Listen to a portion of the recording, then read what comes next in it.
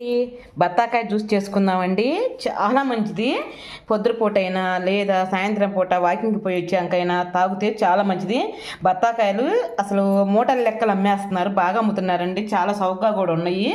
అందుకని బత్తాయి జ్యూస్ చేసుకుందాం. రేట్ ఎక్కువ ఉన్నప్పుడు చేసుకున్నా మంచిదే, తక్కువ ఉన్నప్పుడు చేసుకున్నా మంచిదే. కానీ రేటు తగ్గింది కదా, అందుకని అంటున్నాను. ఇదిగో ఈ కాయలు చూపిస్తాను, వచ్చేసేయండి. ఇలా కట్ చేసుకోవాలండి కాయలన్నీ. ఇదిగో ఇలా కట్ చేసి పెట్టుకుంటాను. వేసుకుంటే మనం పంచదార వేసుకోవచ్చు, లేదండి నేను అన్ని రకాలు ఉన్నా నేను చేతితో పిండుకుంటాను. నాకు హాయిగా ఉంటుంది నిజంగా చేతితో పిండుతుంటే. ఎంత బాగుంటుందంటే ఇంక దాంతో దీంతో కాకుండా చేతితోనే నేను పిండేస్తాను. బత్తాకాయలు మొత్తం ఇలా పిండుకుందామండి. మనం కోసి పెట్టుకున్నాం కదా, అవి మొత్తం ఇలా పిండుకుందాం. అసలు నిజంగా అండి ఎంత మంచిదో ఆరోగ్యానికి. మంతు సత్యనారాయణ కూడా చెబుతున్నాడు, విన్నారా మీరు? బత్తాయి జ్యూస్ సాయంత్రం పూట 4:30 కనుక తాగితే చాలా మంచిదండి. మొత్తం ఇలానే పిండుకుందాం. అన్నీ ఇలా పిండేసుకున్నాను. ఎన్ని కాయలు కట్ చేసాను చూడండి.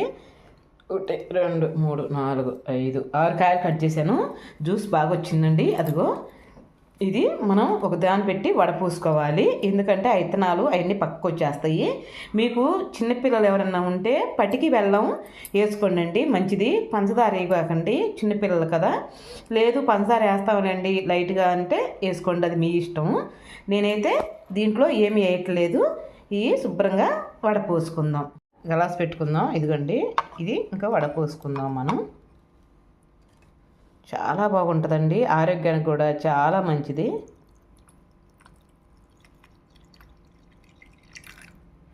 ఇవన్నీ విత్తనాలు అవన్నీ తీసేసుకుందాం.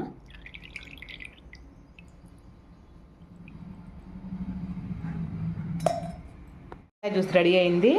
ఇదిగో మీకు వీడియో నచ్చితే ఒక లైక్ ఒక కామెంట్ అండి. ఎండకు పడి వచ్చాడు మా వారికి ఇస్తాను, వచ్చేసేయండి. బాబా దీంట్లో పంచదార కానీ ఐస్ కానీ ఏమి వేయలేదు బాబా. ఎలా ఉందో టేస్ట్ చేసి చెప్పవా? ఎలా వస్తుంది? బాగుంది, చాలా బాగుంది, చాలా బాగుంది కదా. ఐస్ కూడా వేయలేదు బాబా, కాదు. ఓకేనండి, ఈ వీడియో నచ్చితే ఒక లైక్ ఒక కామెంట్ అండి. రేపు మంచి వీడియోతో మీ ముందరకు వచ్చేస్తా. అంతవరకు బాయ్ అండి. దిద్దు పెట్టి బాబా.